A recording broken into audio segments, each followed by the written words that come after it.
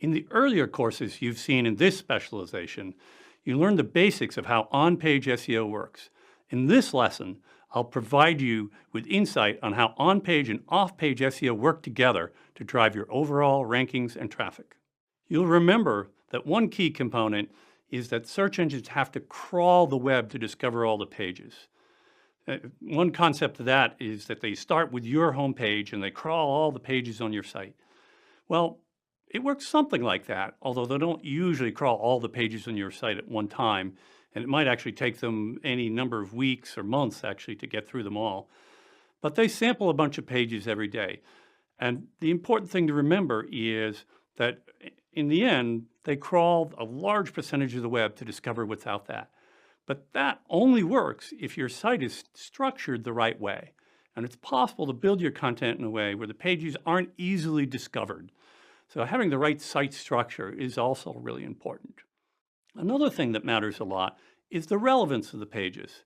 So it only makes sense to rank your pages for search terms that are relevant to your site. So here I have an article about Star Wars. So it wouldn't make sense to rank this for, a search about Ford Mustangs, right? So this article has content about Star Wars. It talks about a particular movie. It's talking about the amount of money. These are all things that this particular page is relevant to, and therefore it's more likely to rank for those kinds of terms. And then lastly, you have to consider the notion of importance. So I'm showing you here a sample search result for the search phrase milling machines. And there's 974,000 pages. Why should your page be first? Well, turns out the answer to that, or at least one of the most critical parts of the answer to that, is links. Links from third-party pages and third-party websites to your site act like votes for your content. You're wondering why I'm showing you this map. It's actually a map of an election in the state of Massachusetts in which a Republican won the Senate seat.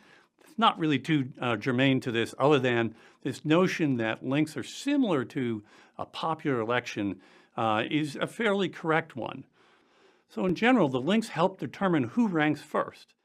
Conceptually, what I'm showing you here is Amazon.com outranking Joe's bookstore because it has more links. And that's more or less true, but we need to modify this a little bit further. In fact, links are not created equal.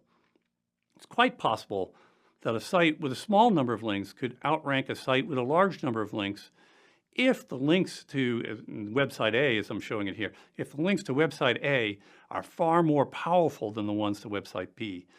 And a concept you're going to hear me repeat many times in this module is this notion that one link can be worth 1,000,000 times more than another one. So it makes sense to pay great care to where you're getting links from.